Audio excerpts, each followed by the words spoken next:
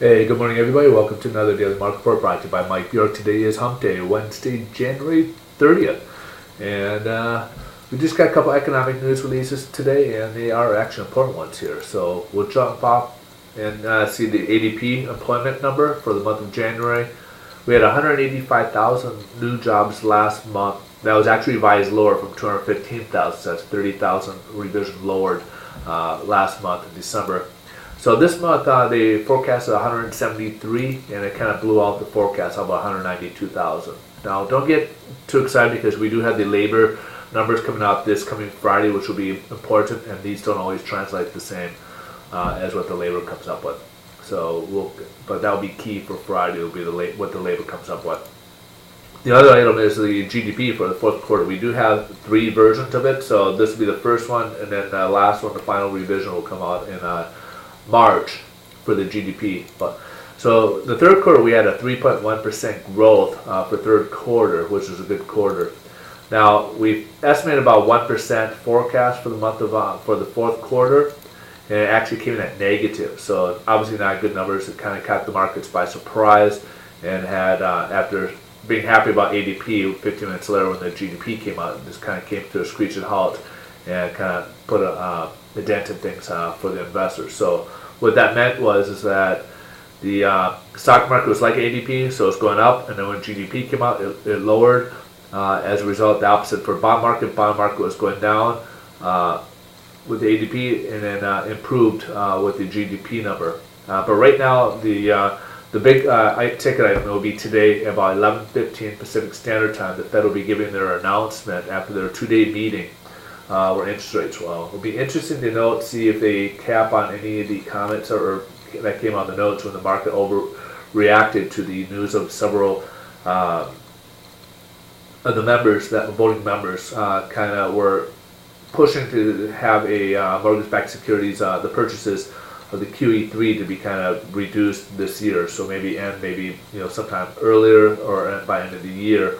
But the last meeting with announcement, they came up with that they were going to, they pegged it to unemployment and to inflation. So before they said 2015, so they kind of figured this is going to extend, and then kind of overreacted when there's a few members that were kind of for it coming down. So most of the people in there are more the voting members of the Fed are accommodating. So there are a couple that that are more considered hawkish, but they probably will be more likely to go with the flow with everybody else in this scenario.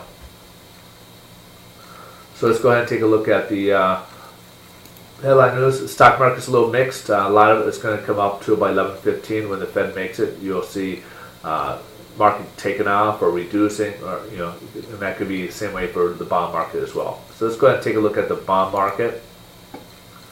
Right now we're down about a total of 13 basis points from where we left off yesterday, 9 for the day, because we started off about 4 basis points lower.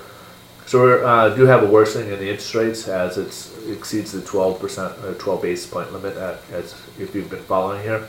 Now here's some reason for optimism. We're way down here. This is the 200-day moving average. We haven't been below the 200-day moving average since last March. That's almost 1 year before we've hit this. Also, we have the 10-day moving average, we have the 100-day moving average, we have a 30-day average. Most likely at some point, because we're so far off of these averages, and we should be closer to these averages, we're going to be pulled right back up. So at some point, we're going to be going up closer to those shorter term averages, and typically we do stay above the 200-day average. So I would see sometime in the near future we will see some improvements in interest rates and be at least closer to this range here with these averages here. All right, but right now, as for short-term interest rates have worsened, so we do have but that could change, depending on what the Fed says later today.